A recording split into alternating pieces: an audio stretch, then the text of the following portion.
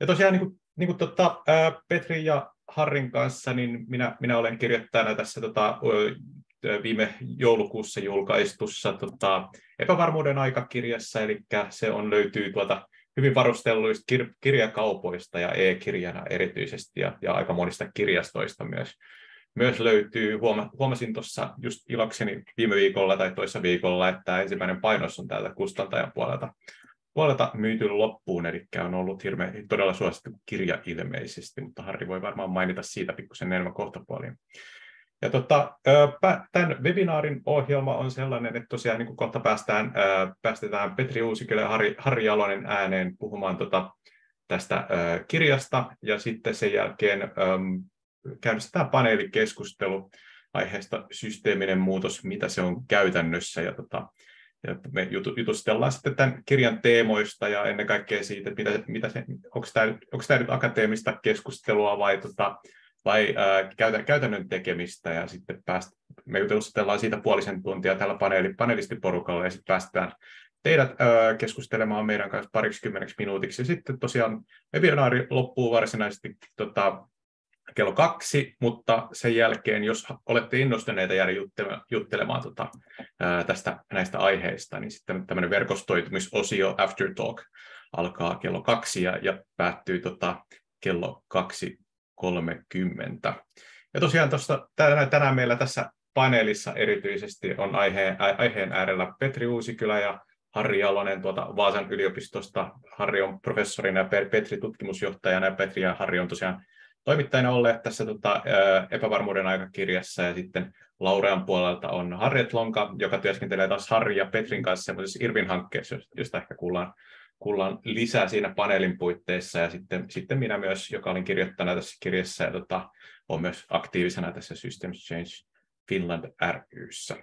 Mutta pidemmittä puheitta, niin päästetään tosiaan tuosta Petri tai Harri ääneen kertomaan vähän lisää, että mistä tässä kirjassa on kyse ja miksi semmoinen on nyt julkaistu.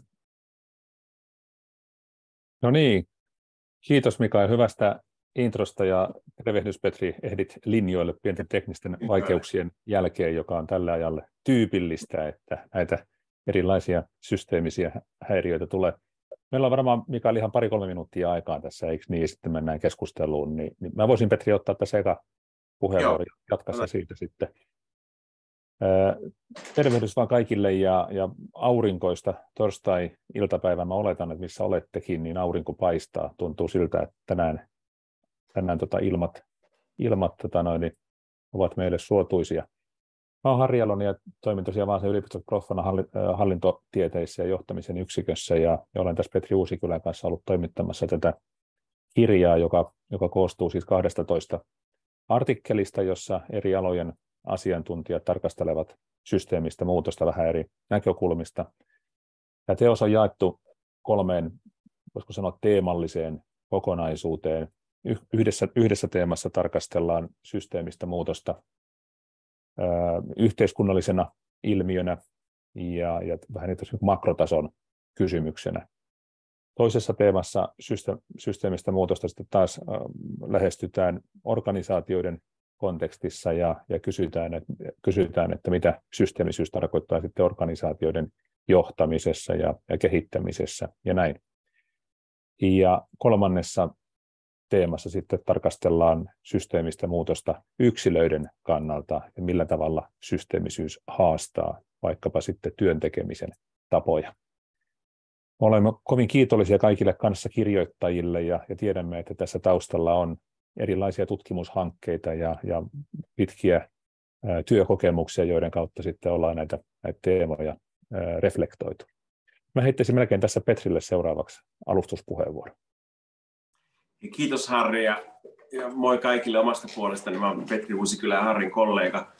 On ollut kiva olla mukana toteuttamassa tätä kirjaprojektia ja meillä on ollut upea tiimi kirjoittamassa tämän kirjan eri lukuja. Ja voisiko sanoa, että se toivottavasti jaa kaikkien kirjoittajien yhteisen näkemyksen siitä, että tällä kirjalla halutaan herätellä ihmisiä ajattelemaan.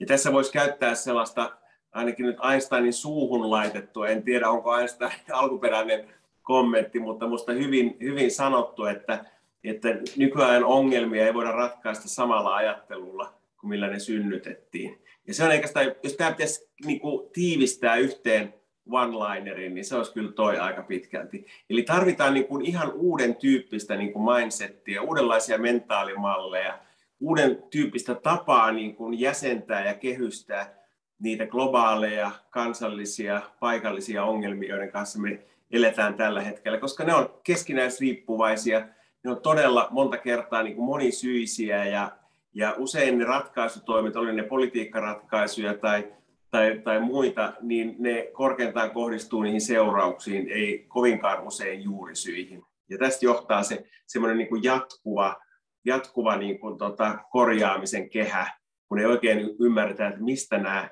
ilmiöt niin kuin oikeasti juontaa juurensa ja mitkä on ne juurisyyt, jotka siellä taustalla vaikuttaa. Ja tällä pyritään niin kuin herättelemään tähän ajatteluun. Ja viimeinen ehkä niin kuin disclaimer sille, että kun luodaan uudenlaista niin kuin lainausmerkeissä paradigmaa tai tämmöistä niin kuin ajatuksellista konseptia, niin osa näistä käsitteistä saattaa olla niin kuin pikkusen, mitä mä sanoisin, hankalasti niin kuin haltuun otettavia. Että se, mitä me on kuultu niin kuin kommenttina kirjasta, että tosi kiinnostavaa, tosi ajankohtainen, tosi tärkeä, mutta aika vaikea. Näin.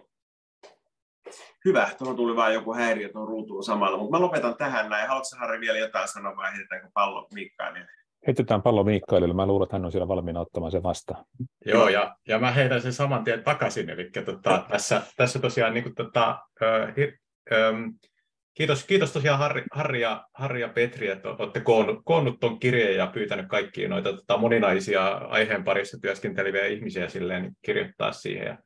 Ja tosiaan, niin kuin Petrikin tuossa sivusi, niin tämän systeemiajattelun käsitemaailma on tosi hankala ja se katsoo maailmaa erilaisista paradigmasta käsin kuin mistä me ollaan yleensä totuttu katsomaan asioita. Ja siitä just on tullut tätä Petrikin mainitsevaa kritiikkiä, että vähän on akateemiselta kuulostavaa tämä teksti, ja monelle on tullut fiilis siitä, että onko tämä nyt niin käytännöllistä hommaa. Ja sitten taas, mitä just silleen, että teidänkin kanssa ollaan puhuttu, niin me ollaan hirveän iloisia siitä, että kerrankin on tämmöinen käytännöllinen kirja-aiheesta kirjoitettu, jossa on monenlaisia sellaisia niin kuin tarttumapintoja, joiden kautta me päästään aiheeseen kiinni, eli on tämä niin kuin yksilöllinen näkökulma, mitä se tarkoittaa minun näkökulmastani, tai ihmisen yksilön näkökulmasta, niin kuin hahmottaa maailmaa systeemisesti, ja sitten on se organisatorinen näkökulma, missä pohditaan sitä, että mitä tämä tarkoittaa niin organisaatioiden johtamisen näkökulmasta. Siellä on sitä itseohjautuvuuskeskustelua ja portfoliojohtamista ja muita näkökulmia. Sitten on myös näitä niin kuin institutionaalisia tai makrotason niin kuin, näkökulmia siinä kirjassa. Niin mä avaan ehkä keskustelun tällä kulmalla, että onko tämä nyt käytännöllistä vai akateemista keskustelua? Toi on Mikael hyvä kysymys, ja kyllähän tuosta tietysti tunnistaa sen, että kun lukee joko omaa tekstiä tai sitten kanssakirjoittajien tekstiä, niin kyllähän siinä tietysti on aika paljon käsitevoimistelua ja näin, joka saattaa tuottaa siitä sitten lukukokemuksena hieman hankalasti jäsentyvä. Mutta sitten taas toisaalta me ollaan jossain määrin myös vähän hankalien asioiden kanssa tekemisissä, ja mä luulen varmaan, että mä jaan tuossa kyllä Harrietin ja Petrin ajatuksen, että jos me tarjottaisiin tähän aikaan sellaisia helppoja ratkaisuja ja nopeita ratkaisuja ja apteekin hyllyltä otettavia malleja, niin mä luulen, että tässä karhun palvelus itse asiassa. Että kyllä toisaalta taas Einsteinin suuhun laitetun sanonnan, niin tietysti on sanottu myös niinkin, että mikään ei ole niin käytännöllistä kuin hyvä teoria. Ja niin kuin ajattelu ja käytäntö, kyllähän niitä hyvä olisi liittyä toisiinsa. Kun ajattelee asioita tietyllä tavalla, niin se ehkä myös johtaa tietyllä tavalla toimimaan. Että kyllä tässä niin selkeä kytkös pitäisi meidän mielestämme kuitenkin olla olemassa. Ja vähän saaks heittää väliin, nyt ihan tämä ei ollut niin valmisteltu puheenvuoro, mutta tuli tästä nyt mieleen Mikaelin hyvästä avauksesta ja Harrin täydennyksestä. Nyt tämä on huonosti muotoiltu, mutta mä sanoisin, että systeeminen ajattelu on vaikeampaa asiantuntijoille kuin käytännön arjen ihmisille. Ja perustelu on se, että käytännön arjessa ottaa vaikka niin kuin normaalit sosiaaliset tilanteet tai vaikka perhetilanteet, niin mehän toimitaan aika systeemisesti. Ei meillä ole mitään semmoisia niin kuin jäykkiä ohjausskeemoja tai niin kuin tiettyjä niin kuin sääntöjä, minkä mukaan meidän pitää orallisesti toimia, vaan me sävelletään, säädetään, otetaan useita asioita huomioon kerralla ja toimitaan niin kuin tietämättämme systeemisesti.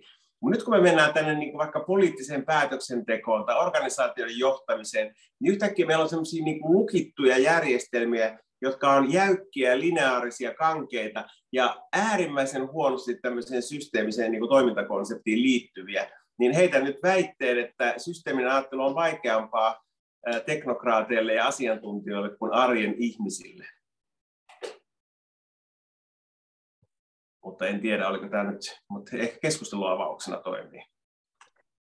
Jos mä saan tässä välissä sanoa, Joo. En ole siis lukenut kirjaa. Ja nyt hienoa tietysti, että se on nyt kaupoista viety jo käsistä, mutta silti tuossa introissa jäi pikkasen semmoinen niin kuin tuntuma, että nyt teidän pitäisi jonkin verran nähdä tässä vaikka meille kuulijoillekin vaivaa siinä, että kertoisitte, että no miten tämä on sitten käytännönläheistä, miksi tämä teos on tehty ja miten se nyt muuttaa tässä meidän lukijapiirissä sitten, kun minäkin pääsen sen lukemaan, niin meidän maailmaa ja meidän tekemistä. Mitä tästä seuraa? Tämäkään ei ollut mitenkään tilattu puheenvuoro Harrietilta, kun tunnemme Harrietin entuudesta, niin osaisimme varautua, että hän laittaa kovaa vastaan. Mä voisin tästä, Petri, ostaa sulle aikaa vähän aikaa ajattelemalla ääneen. Niin. Kyllä mä luulen varmaan, että yksi anti tästä kirjasta voi olla se, että siinä tarjotaan käsitteellistä ymmärrystä asioista ja annetaan tietyllä tavalla sanoja, joilla voidaan kuvata erilaisia asioita. Tällainen sanottamisen merkitys, niin se on aika tärkeää, kun me yritetään esimerkiksi jossakin niin kuin yhteistyöverkostoissa muuttaa asioita. Et meillä on jonkinlainen tulkinta, että miksi mahdollisesti asioita tapahtuu, kuten tapahtuu. Me tarvitaan siihen kuvaamiseen käsitteitä, sanoja. Se on varmaan yksi anti, joka tämän kirjan artikkeleista toivottavasti välittyy. Joo, hei, toi on hyvä kysymys, ja mä sanoisin näin, että ihan samalla tapaa kuin niinku systeemisellä ajattelulla ja systeemisellä tulkinnalla ei voida tarjota niinku quick fixejä kompleksisiin niinku ratkaisuihin tai ongelmiin, niin samalla tapaa ei yksi kirja tee autuaaksi, mutta toivottavasti tämä kirja niinku innostaa, siis tavallaan niinku herättää kiinnostuksen tarkastelee maailmaa vähän toisesta näkövinkkelistä ja johdattaa sellaisille lähteille, jotka viettää ajattelua pidemmälle. Että tämä on kuitenkin, olkoonkin, että saattaa olla käsitteellisesti jonkin verran vaikea, niin tämä on kuitenkin semmoinen hyvä, voisiko sanoa, niin kuin introkirja systeemiseen ajatteluun suomen kielellä, mitä ei ole mun mielestä aikaisemmin ollut, mikä meiltä on puuttunut. Ja tämän ja kirjan lähteistön ja näiden erilaisten lukujen kautta tässä pääsee niin kuin aika mielenkiintoiselle tutkimusmatkalle, jos on halua lähteä sille, mutta se ei ole mikään helppo tie, se on aika, sillä tavalla se palkitsee, mutta se on pitkä tie, koska se vaatii aika paljon niin kuin uuden tyyppistä ajattelua ja uudenlaista oivalluskykyä. Et monet vanhat, niin kuin, voisiko sanoa, mentaalimallit ja ajatusskeemat joutaa romukoppaan, kun rupeaa ajattelemaan systeemisesti. Mä jatkaisin vielä tätä kuulustelua sen verran, että kun tämän nimi on epävarmuuden aika. No mä itse siis, mun taustahan on riskienhallinta. Olen räpeltänyt jotakin myös systeemimallia omassa väitöskirjassa, turvallisuusstrategioista, etc. Ja nythän niin kun se, mikä on niin kun mukavaa riskienhallinnan kannalta, että epävarmuus on siis välttämätöntä, koska jos asiat olisivat kaikki varmoja, niin sitten riskejäkään ei olisi ja emme sitten muuta kuin napsittaisi jotain viinirypäleitä ja oltaisiin ihan rauhassa. Ja nyt sitten tähän, koska niitä epävarmuuksia on, ja nyt te kohta kerrotte, että miksi tässä se on niin olennaista se epävarmuus tässä teidän tarkastelussa. Sitten kun me ollaan turvallisuuskenessä, sitten me puhutaan sujuvasti koko ajan. Kaikki on keskinäisriippuvasta, kaikki riippuu toisistaan. Mitään ei voida tietää varmasti. Tämän takia sitten meillä nyt vähän syntyy semmoinen ajatus, että meillä on tämmöinen systeemiuskovaisten uskontokunta, joka ajattelee, että kun me ajattelemme asioita systeemisesti, niin sitten asiat jotenkin hallitaan paremmin.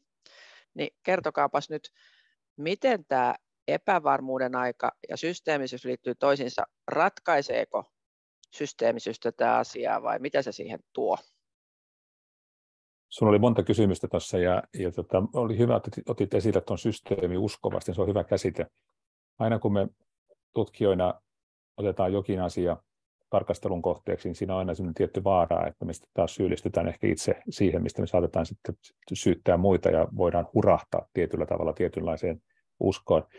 On hyvä ehkä tehdä sellainenkin huomio tässä, että vaikka itse uskon siihen, että elämme sillä tavalla hankalia aikoja, että meillä on monia sellaisia epävarmuutta synnyttäviä kriisejä limittäin ja lomittain, jotka tavallaan ovat tietyllä tavalla nostaneet tämän epävarmuuden ikään kuin uudelle tasolle, niin samaan aikaan meillä on kuitenkin hirveän paljon myös asioita, jotka ovat varsin yksinkertaisia. Ja yksi vaara, mikä lähes minkä tahansa paradigman kautta asioiden tarkastelussa on se, että yrittää ikään kuin sovittaa kaikkia mahdollisia ilmiöitä siihen omaan paradigmaansa. Meillä on edelleen paljon yksinkertaisia asioita työyhteisöissä ja myös yhteiskunnassakin niin kuin laajasti ottaen ja näin pois. Ei kaikki ole välttämättä edellytä systeemistä ajattelua. Tämä on niin kuin yksi tulokulma tähän esittämäsi kysymykseen. Mä luulen, että ollaan jossain määrin vähän hakoteille, jos me ajatellaan, että systeemiajattelu ratkaisisi jotakin. Voi olla, että me ollaan tekemisissä sellaisten asioiden kanssa, joita ei niin lähtökohtaisesti kirjaimellisesti ottaen voida ratkaista. Jos me ymmärretään, miksi asiat ovat kuin ovat, niin se saattaa tuoda meille jonkinlaista turvallisuuden tunnetta siitä, että me ymmärretään paremmin että miksi asiat etenevät, kuten etenevät, vaikka me emme aina voi sitä epävarmuutta esimerkiksi niin kuin suoranaisesti ollakaan poistamassa. Se on oma arvonsa sillä, että pyrkii vähän ymmärtämään, että minkälaisia erilaisia ulottuvuuksia epävarmuutta aiheuttaviin asioihin kulloinkin liittyy. Tämä oli hyvä, jos saa jatkaa ihan lyhyesti. Ja hyvä, Harri, että nostat näitä vaikeita kysymyksiä. Tätä voisi ehkä just tarkastella siltä kannalta, vähän niin kuin Harri tuossa nosti esiin, että kun me eletään keskinäisriippuvaisessa maailmassa ja ongelmat on viheliäisiä tai kompleksisia, niin niitä ei välttämättä voi ratkaista, mutta niiden kanssa täytyy oppia elämään. Ja tämä on minusta hyvä lähtökohta sille, koska ehkä pahin mahdollinen harha on se, että meillä on erilaisia niin kuin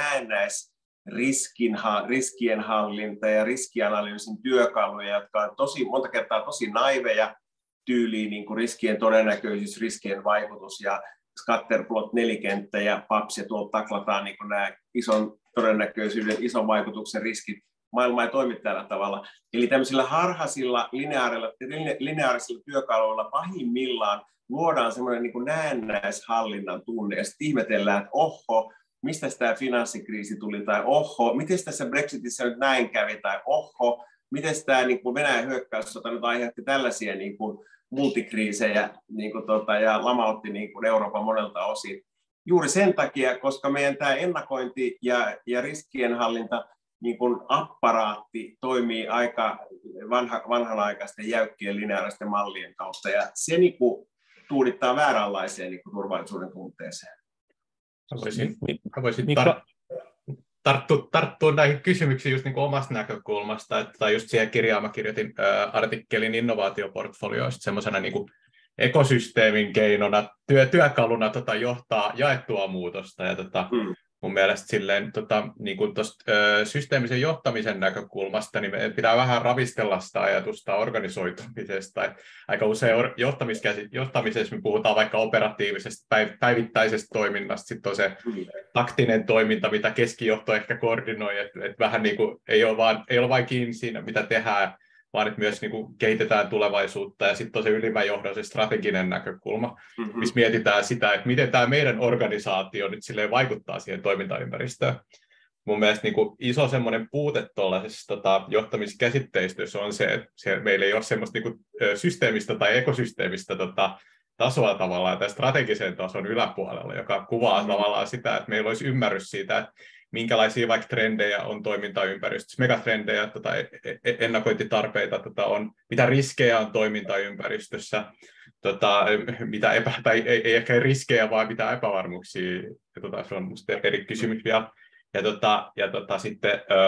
Sitten mitä muut tekee ylipäänsä täällä toimintaympäristössä? Tehdään niin kuin nykyaikaista johtamista on se, että me päätetään silleen meidän organisaation kesken, että mitä me tehdään maailmalle ja kuvitellaan, että synnyttää vaikuttavuutta, vaan mitä kauemmas mennään siitä niin kuin yksittäisen organisaation vaikutuspiiristä, niin sen enemmän me tarvittaisiin oikeastaan ymmärrystä siitä, että mitä kaikki muut tekee, mihin suuntaan eri toimijat on menossa ja miten me sitten koordinoidaan niitä niin kuin yhteistyötä sitten sillä tasolla. Ja semmoisena niin poliittisena kommenttina vaan, niin mun mielestä Suomessa ei rahoiteta hirveän paljon oikeastaan tämän kaltaista yhteistyötä. Ja mä luulen, että yksi iso syy siihen on se, että ei ole vielä niin kuin ymmärrystä siitä näistä ekosysteemeistä tai systeemisestä johtamisesta sellaisena niin kuin, politiikkatoimenpiteenä.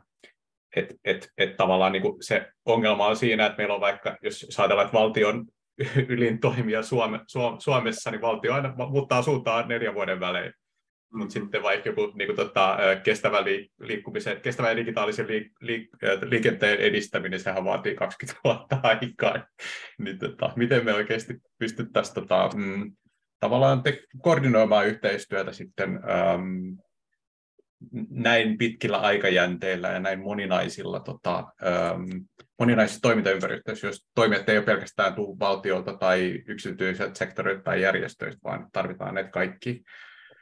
Mun mielestä, Mikael, olet ihan nyt asian ytimessä siinä mielessä, että jos me puhutaan systeemiajattelusta, niin me ei tuossa kirjassa hirveän paljon siitä puhuta, mutta siinä liittyy myös 2 mielenkiintoista ulottuvuutta. Yksi on valta ja toinen on toimijuus.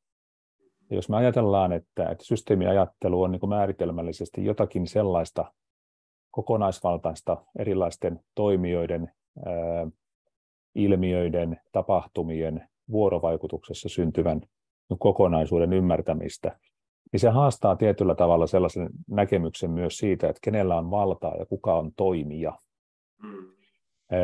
Me voimme esimerkiksi, toivottavasti nyt ei kuitenkaan näin tehdä, mutta uusi hallitus voi esimerkiksi perustaa systeemiajattelun ministeriön ja nimittää sinne systeemiajattelun ministerin.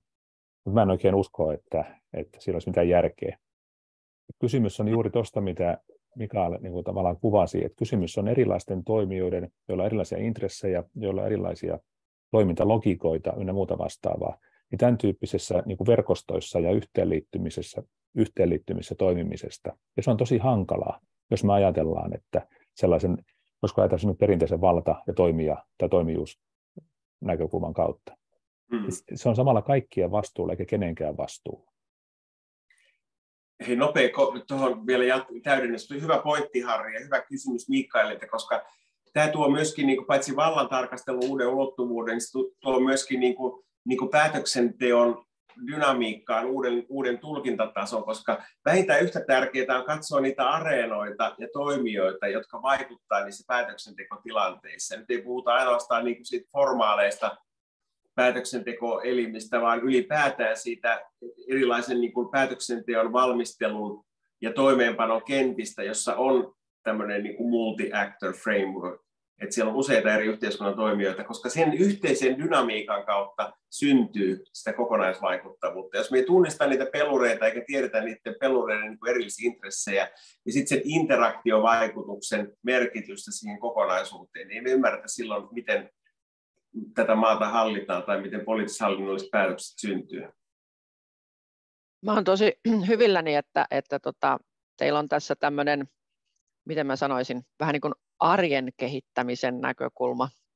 Musta se on jos tässä vähän mennään niin kuin IRVin hankkeen haasteisiin ja tavoitteisiin, niin mehän pyritään nimenomaan, vaikka me tavoittelemme siinä kansallisen varautumisen systeemistä kehittämistä, niin me nähdään kuitenkin, niin kuin varautumisen periaatteena onkin, että normaaliolojen hyvä hoitaminen on se takuu siihen, että vaikeimpinakin aikoina selvitään. Ja tätähän me juuri ollaan sitten siinä tulee niin kuin tässä meidän systeemissähän se yksilö on hyvin merkityksellinen päätöksentekijä, henkilö, tiedon kuljettaja ministeriöstä A ministeriöön B ja tapaamisessa Y ja näin poispäin.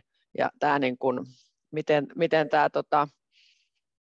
nämä kaikki eri tasot niin kuin linkittyy toisiinsa ja meidän pitäisi niin kuin muistaa, että se virkahenkilö on myös kansalainen ja toimija ja erilaisilla areenoilla ja hänen tuomansa, mitä nyt tietysti Irvinissä on keskeisenä tiedonhuoltovarmuus, eli tiedon kulkeminen, niin hän tuo sitä tietoa ja sitä omaa kokemustaan näihin eri paikkoihin.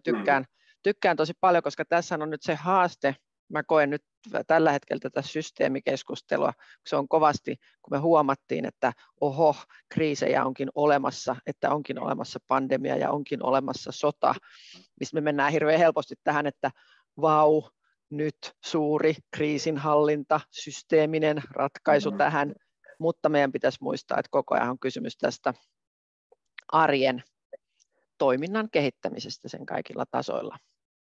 Onko tässä jotakin, mikä resonoi teidän kirjonne ajatuksia? Haluatko sä ensin retonoida? Mä voin ihan lyhyesti.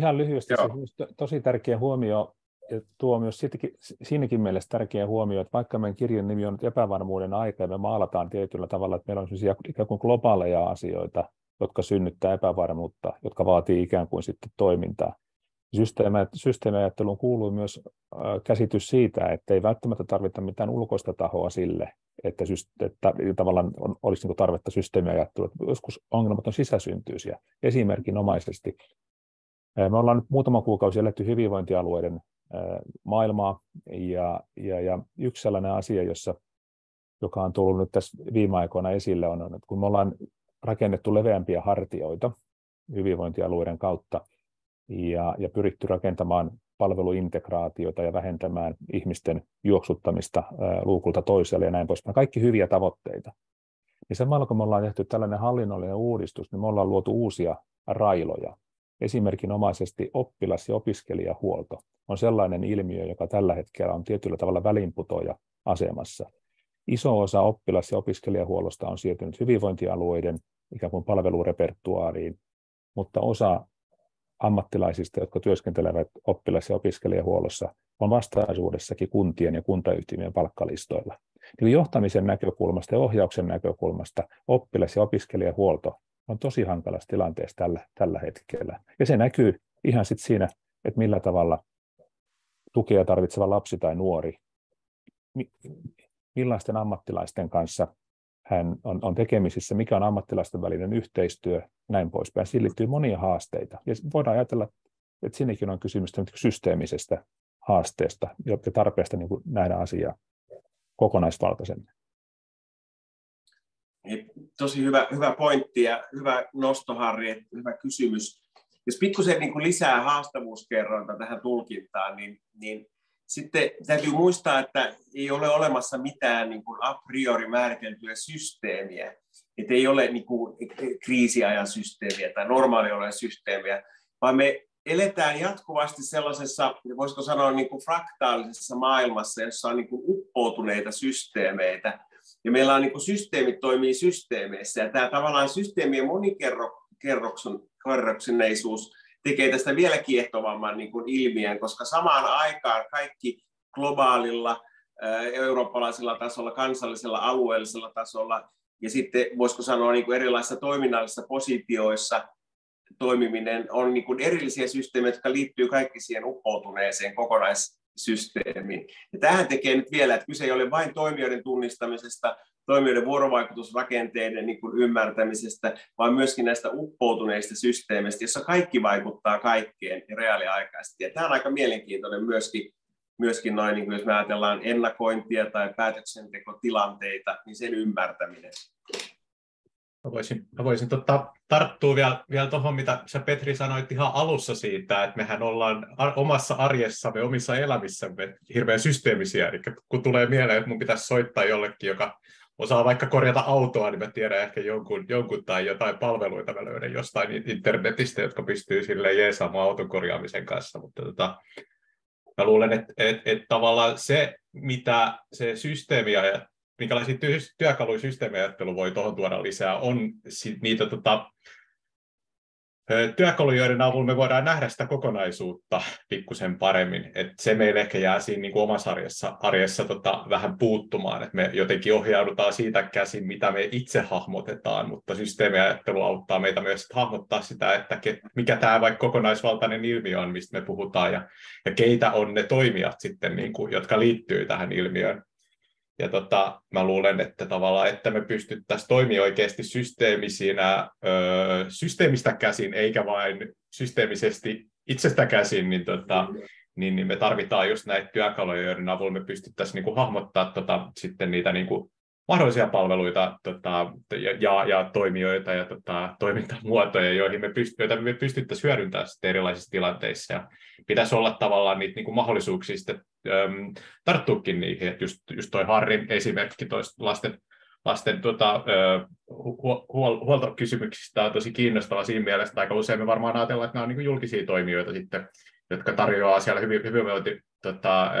hyvinvointialueen kautta niin kuin näitä palveluita, mutta sitten taas niin kuin paikallisesti saattaa olla jotain järjestöjä tai niin kuin muitakin toimijoita, jotka pystyisivät ihan hyvin ottaa jotain niitä rooleja siinä järjestelmässä, mutta tavallaan tätä mä just koitan avata tässä puheenvuorossani, että me pitäisi ymmärtää, että okei, minkälaisia palveluita me pystyttäisiin niin kuin hyödyntämään tämänkin kaltaisissa kysymyksissä. Ja koulussa opettajille ja muille työntekijöillehän näistä tulee varmaan aika niin kuin nopeasti vastaan, ja pitäisi olla kykyä sitä aika nopeasti silleen, niin kuin löytää sitä tietoa siitä, että keitä muita mä voisin kytkeä ylipäänsä tähän aiheeseen tai tämän oppilaan niin kuin tukemiseen. Sä oot Mikael ihan oikeassa, ja me ollaan mun mielestä vaarallisilla vesillä, jos me ajatellaan, että vaikeuksissa olevan kansalaisen paras omainen on viranomainen. Eli kyllä meidän täytyy katsoa vähän kokonaisvaltaisemmin. Jos me otetaan sellaisia esimerkkejä, kuten vaikkapa niin kuin yhteiskunnallinen ilmiö, joka on määritelty monissa niin kuin KV-tutkimuksissa pirullisen ongelman kriteerit täyttäväksi, on siis väestön niin kuin ylipaino. Jos me ajatellaan, että meidän pitäisi taklata jollain tavalla tämän tyyppistä ilmiötä, ja meidän pitää, koska siinä on selkeitä kansanterveydellisiä ongelmia ja monia muitakin, niin kyllähän se on asia, joka on siis osittain sote-sektorin hoidettavissa, mutta siihen on kaikki rakennettu ympäristö, kulttuuri, liikunta, siis monta eri politiikkalohkoa, jotka tavallaan on kytköksissä sellaiseen ilmiöön. Ja kun me pilkotaan sitä asiaa jonkin tietyn sektorin vastuulle, niin silloin vaarana on, että me menetetään se potentiaali, joka on sitten niillä muilla sektoreilla. Ja vielä tuohon hyvinvointialueihin vielä palatakseni, niin mä uskon, että siinä varmaan tulee aikaa myöten ihan hyvä juttu, mutta hieman harmistani seuraa vaikkapa sellaista ehkä huonosti tai alihyödynnettyä resursseja kuin suomalaiset noin 10 000 liikunta- ja urheiluseuraa, jotka vain poikkeustapauksissa ovat strategisessa yhteistyössä sote-sektorin toimijoiden kanssa. Jos ajatellaan terveyden edistämistä, niin kyllä mä niin näkisin, että siellä on monella muullakin aika paljon niin tehtävää. Voi olla, että hallinnollinen jumppa on vienyt nyt energian sote-sektorilta ja halutaan saada nyt nämä rakenteet kuntoon, mikä on ihan ymmärrettävää. Mutta jos me katsotaan asiaa kansalaisen näkökulmasta, niin kyllähän se näyttäytyy paljon monimutkaisemmalta se maailma kuin pelkästään 21 hyvinvointialueella ja Helsingin kaupungista.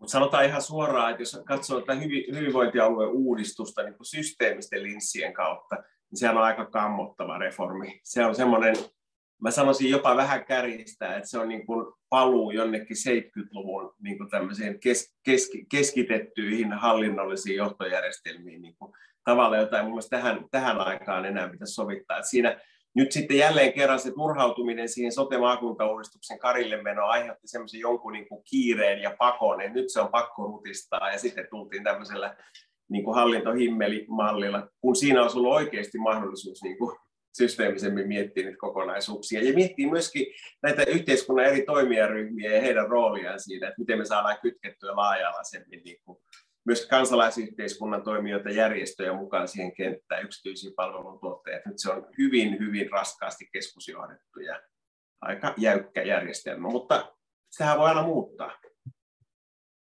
Tähän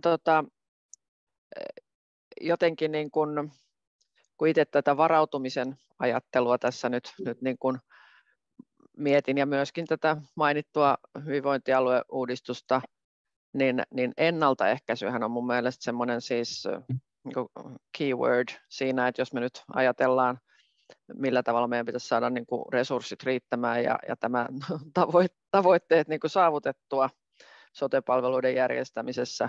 Ja nythän niin kuin Petri kuvasit, niin tässä on tavallaan menty, niin kuin, että pakotetaan ja sitten on tietty jäykkä resurssisysteemi ja sitten jäykkä rakennelma, jolla pyritään niin kuin ikään kuin väkisin runttaamaan tulokset esiin. Ja tässä on ehkä se, kun te puhutte täällä systeemiajattelun skenessä, niin ennakoinnista, sehän on niin kuin keskeinen osa, niin mun mielestä tämä systeemiajattelun niin kuin erityisesti tämmöiseen niin kuin ennaltaehkäisevän, tämä on ihan sama kaikessa kriisivalmiudessa ja kaikessa, kun se vaatisi nimenomaan tätä, kun tämä on aika teoreettinen lähestymistapa, vaikka te olette hienosti tehnyt työtä sen niin kuin konkretisoimiseksi, niin juuri sitä teoreettista lähestymistapaa minun mielestäni tarvittaisi tässä, että me pystyttäisiin näkemään, millä tavalla ennaltaehkäisevästi, tehokkaasti, systeemisesti pystytään resursseja satsaamaan niin, että kansalaisten hyvinvointi ja Suomen tulevaisuus sitten turvataan. Tuossa oli muuten, tuli mieleen tuosta, niin joku viikko sitten kuuntelin UNDP:n järjestämää keskustelutilaisuutta systeemisestä muutoksesta, ja siellä oli Andy Sterling piti erinomaisen puheenvuoron, jossa hän otti kantaa siihen, miksi systeemisen muutoksen eteenpäin vieminen on niin vaikeaa. Ja se hänen pointtinsa oli se, että se, joka eniten vastustaa systeemistä muutosta, on itse asiassa niin kuin vallassa olevat ja establishment, jonka pää tavallaan motiivi tai insentiivi on säilyttää ennustettavuus ja olemassa oleva status quo muodossa tai toisessa. Et systeeminen muutoshan tuo aina niin kuin suuren epävarmuuden aika. Ja tämä oli aika mulle niin kuin jollain tavalla se niin kuin herätteli sellaisia ajatuksia, että toden totta, että se täytyy nähdä myöskin niin kuin tämmöisenä, voisiko sanoa, niin kuin valtapoliittisena kysymyksenä niin kuin status quo säilyttämisen ja siihen muutosta pyrkivien voimien välisenä taisteluna, ottamatta nyt kantaa mitenkään ideologisesti siihen. Paha uhkahan systeemiajattelun tuomisessa tähän politiikan skeneen niin on se, että sitten on helppo sanoa, että no kaikki riippuu niin kaikesta ja kaikki on niin systeemistä, niin eihän me tässä ja sitten niin kuin kädet. Joo, silloin ollaan siinä niin sanotusta kompleksisuusansassa, eli nähdään vaan kaikkialla himmeleitä. Joskus vaan vasara on vasara ja sillä voi hakata nauloja. Meillä on paljon niitä nauloja edelleen yhteiskunnassa, se riittää se vasara. Kyllä, juuri näin. Ja tavallaan nyt Harri, että puhutte ihan asiasta mun mielestä siinä mielessä, että ja systeeminen ymmärrys parhaimmillaan on myöskin se, että me osataan nähdä, että mitkä ilmiöt onko aidosti kompleksisia, aidosti keskinäisriippuvia ja mitkä on sitten kesympiä tai korkeintaan niin kuin monimutkaisia. Ja se on jo paljon. Ja jos me pystytään niin kuin meidän päätöksentekorakenteita, valmisteluprosesseja mukauttamaan siihen, että on kyse hyvin niin kuin teknisistä yksinkertaisesta asiasta versus kompleksisesta, niin se on jo mun mielestä älyttömän paljon. Muistan sen yhden selvityksen, joka tehtiin Jalosen Harri ja Raision Harrin kanssa muutamia vuosia sitten Sitralle. Kesy kompleksinen vai pirullinen, kesy monimutkainen vai pirullinen. Ja siinä yksi pointti oli se, että kun katsottiin valtioneuvoston päätöksentekotyylejä ja tapoja, niin one size fits all. Kaikki menee saman mankelin läpi suurin piirtein samalla aikataulutuksella. Oli kyse niin kuin sote-uudistuksen kaltaista isosta, todella monimutkaisesta kompleksisesta päätöksestä tai jostain hyvin teknisestä. Tätä pitäisi eriyttää. Ja just silleen semmoisessa niin operatiivisessa työssä niin meillä kysymykset on tosi helppoja, eli kun me yritetään saavuttaa joku yksittäinen tavoite, niin me tiedetään suunnilleen, että miten me sitä saavutetaan, mutta mitä kompleksisemmaksi, eli moninäkökulmaisemmaksi asia menee, niin sen enemmän siinä tulee tavallaan niitä huomioitavia näkökulmia, joka tarkoittaa sitä, että me joudutaankin etsimään niitä kompromisseja tai yhteenliittymiä, mielekkäitä yhteenliittymiä niiden asioiden välillä. Ja aika usein silleen, niin kuin, se on kiinnostava tapa katsoa tietoa myös siitä näkökulmasta, että minkälaiset arvot painottuu silleen, niin kuin, tässä päätelmässä, jota me ollaan synnytetty. Jos vaikka mietitään niin kuin yritysten toimintaakin, niin siellä perinteisesti on vaikka taloudelliset arvot painottuneet ja ollaan arvioitu yrityksen onnistumista siitä taloudellisesta näkökulmasta. Nyt entistä enemmän kestävän kehityksen myötä pitäisikin miettiä hyvinvoinnillisia näkökulmia ja ekologisia näkökulmia ja sitä, että miten näitä niin kuin arvotetaan sitten ihan yhtä lailla kuin vaikkapa näitä niin kuin taloudellisia arvoja siinä yrityksen toiminnassa. Eli tämä kuvaa tavallaan sitä, että yrityksen toimintaan alkaa kohdistumaan erilaisia jännitteitä sitä kautta, kun niin kuin rupeaa tulee erilaisia sidosryhmiä, jotka niin kuin liittyy siihen tekemiseen. Ja miten me ylipäänsä jotain ekologisia näkökulmia sitten edustetaan yrityksen toiminnassa, kun eläimet tai luonto eivät ole sidosryhminä siellä ja valvomassa omia etujaan ja kertomassa, että mikä on niin kuin, tehokasta heidän näkökulmastaan, niin nämä on jänniä kysymyksiä. Mutta hei, mä joudun nyt tässä vaiheessa niin keskeyttämään tämän meidän hienon keskustelun ja avaamaan ehkä pikkuhiljaa puheenvuoroa myös tuonne osallistujien suuntaan. Mä katsoin tässä vähän tätä chattia, mä voisin avata sitä kautta, ottaa osallistujia myös mukaan, että täällä Maria Joutsenvirta kirjoitti just tästä kirjaa liittyen, että kiinnostava kysymys tämän lukijan näkökulmasta on se, että miten nämä kirjan artikkelit voisivat auttaa minua tässä ja nyt uudistamaan omaa toimijuuttani arjen kohtaamisissa ja työelämässä ja elämässä laajemminkin. Kukas haluaisi tuohon tarttua? Niin tarjotaanko me käytännön työkaluja siinä vai missä me mennään? Ei välttämättä kirjasta nouse, mutta oma semmoinen arjen oivallus, miten niin systeemiajattelua voi soveltaa omassa arjessa. Se liittyy vähän vaikeeseen semmoiseen ehkä niin kuin taolaiseen konseptiin kuin Wu Wei, eli spontaani toiminta, joka tarkoittaa sitä, että silloin sä et liikaa etukäteen, miten mä sanoisin, niin kuin lukitse tiettyjä toimintatapoja, toimintamalleja, vaan toimit sillä tavalla ehkä sen tilanteen moninaisuus ja dynamiikka huomioon ottaen.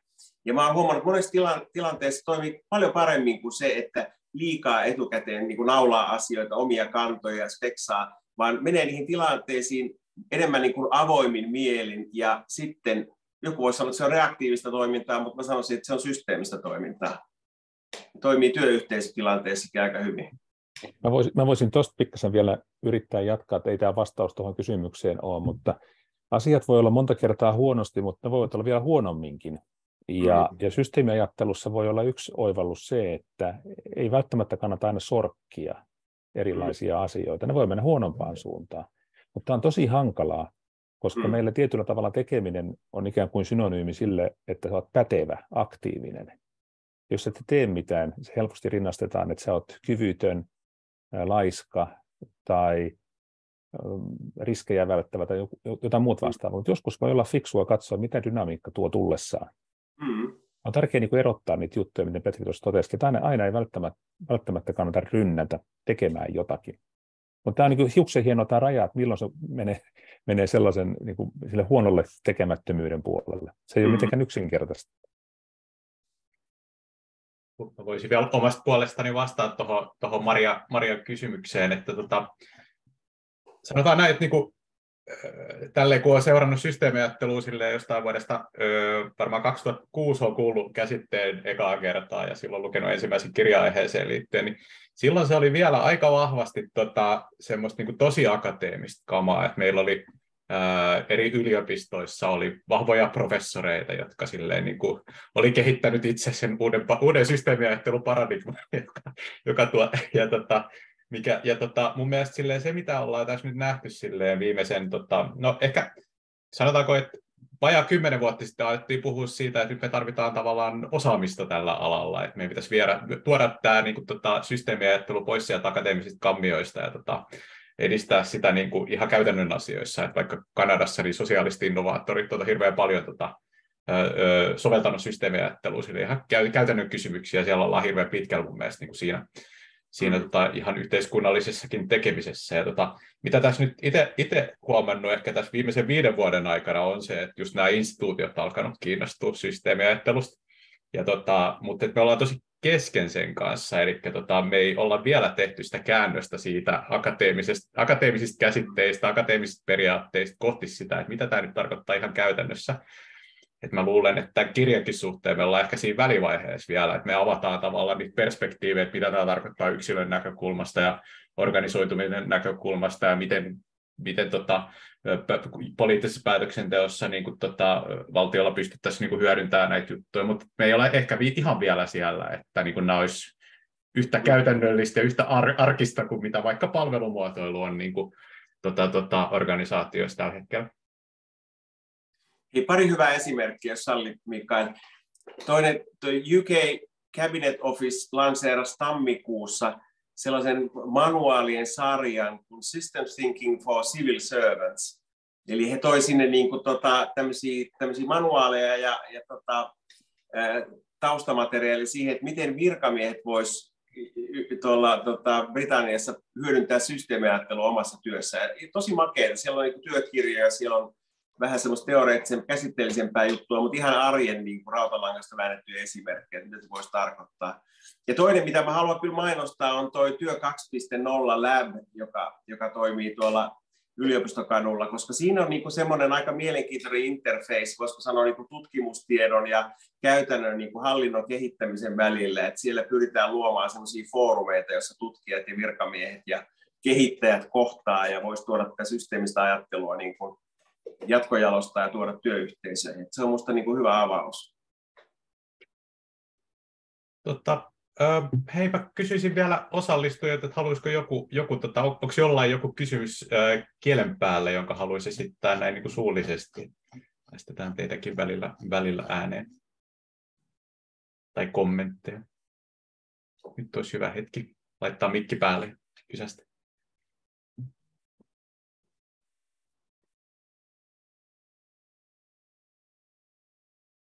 Sä voit katsoa, onko siellä chatissa joku hyvä osa. No siellä on tuossa mun mielestä hyvä kysymys.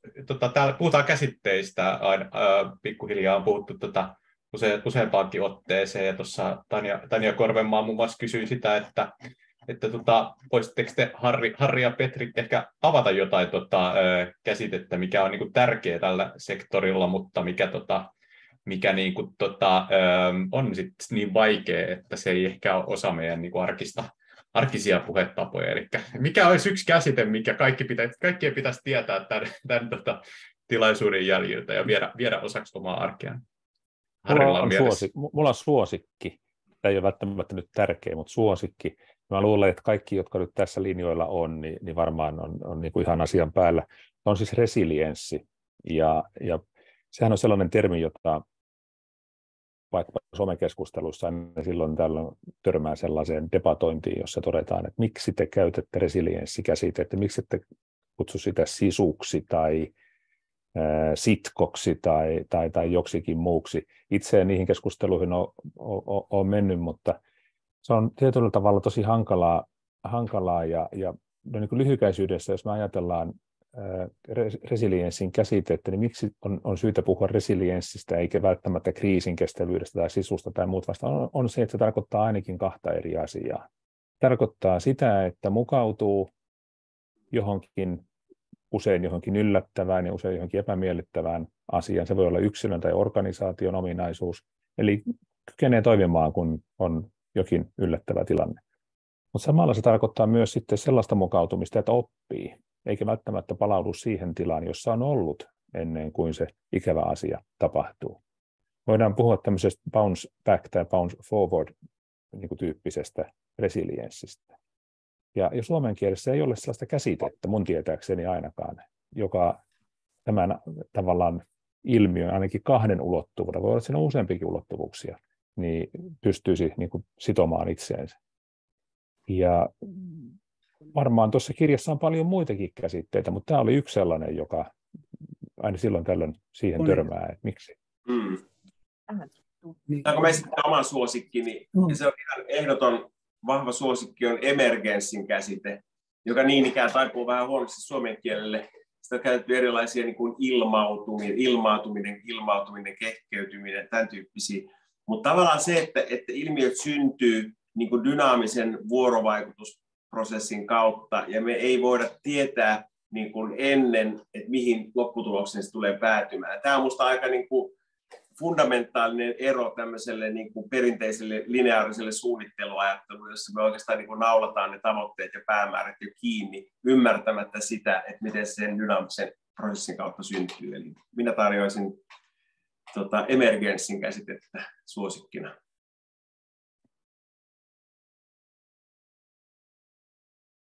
Mä haluan vähän kommentoida näihin käsitteisiin vielä.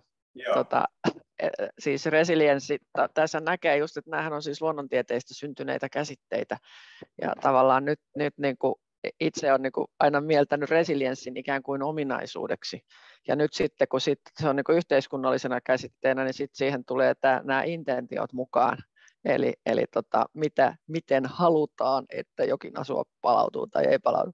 Ja sitten emergenssistä, mä en tiedä, mun mielestä mä oon kuullut tämmöisen niin kuin vertauskuvan, että tavallaan että sä voit verrata sitä, että kun sä teet makaronilaatikkoa, sitten sä laitat sen sinne uuniin, niin ennen kuin sä laitat sen uuniin, niin sä voit erottaa ne takaisin ne eri osat siitä, mutta sitten kun sä laitat kun sä oot paistanut sen, niin sitten se on niin kuin uusi. Ja se on uusi tila. Ja tämä mulle jotenkin havainnollistaa myös tätä emergenssiajattelua. Joo, ja makaronilaatikkoon tai majoneesiin tai munakkaaseen liittyy se ulottuvuus, että niitä tavallaan ei saa palautettua takaisin. Se on se olennainen pointti. Just siitä näin, syntyy jotain tämä sellaista. pointti. Joo. Ja se ei ole palautettavissa takaisin niihin alkuperäisiin osiin. Kyllä, jo organisaatiokulttuurissa tai jostakin muusta aihepiiristä on hyvä esimerkki emergenssistä rakenteesta, joka syntyy ihmisten välisen vuorovaikutuksen pohjalta ja se sitten taas tietyllä tavalla vaikuttaa ihmisten väliseen vuorovaikutukseen. Se ei ole kenenkään syy eikä ansio yksistään, vaan se syntyy vuorovaikutuksesta. Näitä on paljon. Mutta Harri, nyt tuli tuohon chattiin, että voitteko kommentoida myöskin entropiaa, niin ole hyvä samaan syssyyn. Joo. Entropia on mun käsitteestä, se tarkoittaa vähän niin kuin epäjärjestystä. Ja jos me ajatellaan, että se liittyy sitten tähän systeemiseen muutokseen tai laajemmin tämmöiseen kompleksisuusajatteluun, niin kysymys on itseorganisoitumisen niin kuin liittyvästä käsitteestä entropiasta ja järjestyksestä. Eli itseorganisoituminen on yhden määritelmän mukaan jonkin systeemin kykyä tuottaa entropiaa ja vähentää entropiaa. Miten se tapahtuu, niin siinä on monia selittäviä mekanismeja, luottamusta ja muuta vastaavaa, jos puhutaan ihmisten muodostamista systeemeistä, mutta nyt menee jo luennon puolelle. Mehän luvattiin, Harri, silloin siinä ekassa julkkaritilaisuudessa, että kakkospainokseen tulee tämmöinen käsitteet avattuna liite, niin ehkä kolmospainokseen, jos kustantaja ja markkinat suo, niin saadaan tämmöinen käsitemäärittely. Hei, mä keskeytän taas hyvän keskustelun. Tuossa Kari Mikkelä nosti käden pystyyn, haluaisi sanoa varmaan suullisesti kysymyksessä, eli ole hyvä, Kari. Joo, kiitos tosi kiinnostavasta keskustelusta. Mulla olisi oikeastaan sellainen kysymys, että mä tuun tuolta teknistieteiden puolelta, ja paljon nämä käsitteet, mistä me puhutaan nyt, on vuosikymmeniä ollut tietysti siellä, satojakin voisi sanoa näin. Et jos me ajatellaan tällaisia avoimia, adaptiivisia, kompleksia tai complicated systeemejä, niin niitähän on toteutettu insinööritieteissä vaikka kuinka kauan. Meidän kaupungit on koko avaruuden valloitus, lennotus, tietojärjestelmät, nyt puhutaan AI:sta ja muusta. Niin nyt oikeastaan se mun kysymys on, mitä mä tuolla System Change Finlandissakin monta kertaa kysynyt, miten me saataisiin tämä porukka, joka on tehnyt näitä asioita siellä konepuolella, missä on ihminen ja adaptiivisuus on tullut, keskustelemaan nyt sosiaalitieteiden ja yhteiskuntatieteiden ja johtamisen ihmisten kanssa. Musta tuntuu, että tässä on ihan selvästi tällainen niin kuin vielä aukko, mikä olisi täytettävä. Hei, tämä oli hyvä. Mä voin nopeasti vastata. Tämä on erittäin hyvä juttu. Ja mä tiedän, että noissa niin kuin kansainvälisissä niin kuin systeemiteorian konferensseissa on aidosti sitä monitieteisyyttä. Että siellä on niin kuin hyvinkin eri niin kuin taustoista, tieteellisistä taustoista olevia tutkijoita. Ja ne työryhmät on myöskin sillä tavalla suunniteltu, että ne ei ole jaettu. Että tässä on nyt niin kuin tämä yhteiskuntatieteilijöiden porukka ja täällä on niin kuin, sitten fyysikot ja täällä on matemaatikot, vaan ne on niin kuin monitieteisiä. Mutta sanotaan näin, että just tämän tyyppiset nyt niin kuin tilaisuudet, niin kuin tässäkin on, ja koko tämä Systems Change Finland niin kuin platformi on semmoinen, mikä toivottavasti kokoaa ja juuri täyttää tämän toiveen, että me saadaan nämä eri tieteenalat myöskin keskustelemaan toistensa kanssa. Ja sitten se suuri harppaus on se, että miten saadaan vielä sitten sinne niin kuin organisaatioihin, työyhteisöihin ja päätöksentekijöille viettyä tätä niin kuin yhtenäistä tulkintaa. Tässä on kyllä monta leijeriä ja monta toimijaa. Ja yksi, mikä mä olen Kari ihan samaa mieltä, että ei kannata pyörää keksiä uudelleen. Joo, ja mä itse ollut niin muutosprosesseja ja ekosysteemiä 30 vuotta tehnyt, ja mä pistin tuonne aikaisemmin sellaisen havainnon, minkä mä oon nähnyt, että monta kertaa ne, joilla ne systeemiset ongelmat tai haasteet tai aukot on siellä, ei oikeastaan ymmärrä, että ne on sellaisia, eikä ne pystykään pyytää apua, koska niiden maailmassa niin kuin ei ole mitään systeemimaailmaa, joka auttaa heitä, koska heillä on prosessit, rakenteet ja roolit, jotka he tietää, ja se out of the box hyppääminen ehkä on se, mitä voisi kysyä, että kuinka me autettaisiin, että sellaiset, jotka ei vielä tiedosta ongelmaansa, niin tiedostaisi ja sitten voisi lähteä siihen yhteistyöhön. Yes. Loistavaa. Hei, kiitos kaikille vilkkaasta keskustelusta chatin puolella ensinnäkin. Siellä on ollut hirveän hyviä kommentteja, hyvää keskustelua. Kiitos Harriet ja Petri tästä niin kuin paneelikeskustelusta ja aiheen avaamisesta. Ja tosiaan päätetään virallinen tilaisuus tähän.